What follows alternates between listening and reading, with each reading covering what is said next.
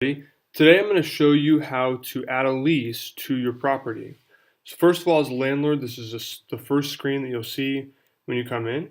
You'll notice that there's no data showing. That's because it's been 7 days, and the data that we populate into the system originally goes away after 7 days. We provide that just so you can kind of see how the tool works.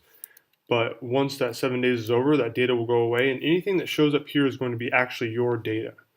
In order to add a lease to a property, you'll click on the Leases tab on the left side, then click Add Leases. You'll see that there's just one property to add a lease to. There are multiple properties that be listed out here. So we'll choose this property. You'll notice that I have an approved tenant already. So the approved tenants will show up in this box.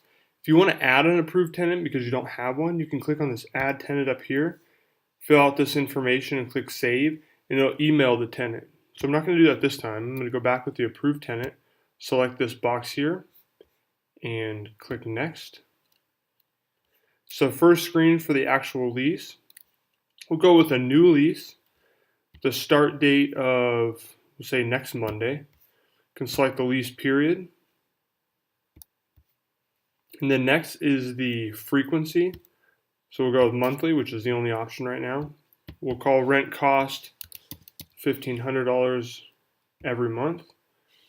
Late fee grace period, this is the number of days that you apply as a grace period. We'll say a late fee is $50. And you can select whether pets are allowed or not on this property. So we'll say yes. You'll notice that now we've got a pet deposit line down here. So we'll say the pet deposit is $200 and it's, we'll say refundable.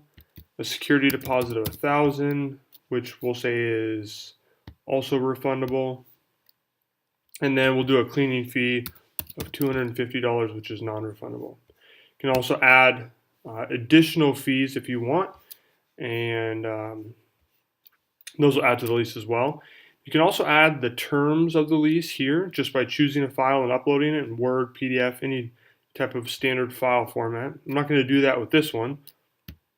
Click the next button. Okay, so it's asking me for the number of pets allowed. So we're going to say we'll allow up to 2 pets, and it's actually asking for a pet rent amount.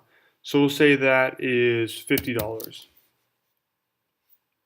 Okay, click next. Okay, so this screen is going to show what the move-in costs are. So there is prorating the first month or not prorating. So if you look at this cost down here, the move-in cost is $3,050.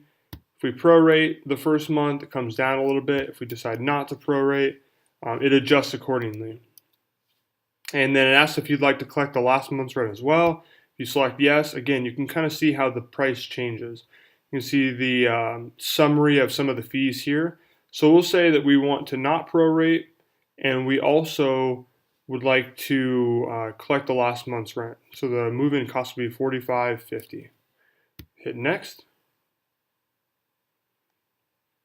And then here is a summary of the lease here. So you can see the property information, some security deposit and rent information, as well as some more information down here. And of course, you can go back and edit that information and hit generate lease.